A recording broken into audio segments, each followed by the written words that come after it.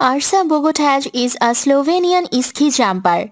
Ursa Bogataj wins the first ever gold medal in ski jumping for Slovenia.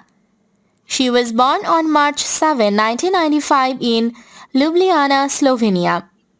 In Beijing Olympics 2022, Ursa Bogataj won Olympic gold in women's ski jumping.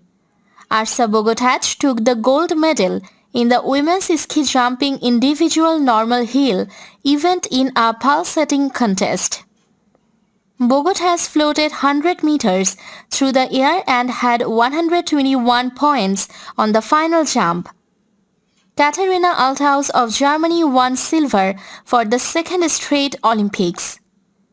Nika Krzner of Slovenia took the bronze. Bogataj headed into the final round in second place after jumping 108.0 meter and gaining 118.0 points in the first round. But her second distance of 100.0 meter and tally of 121.0 points gave her a total of 239.0 points. She made her World Cup debut on 3 December 2011 in Lillehammer, Norway.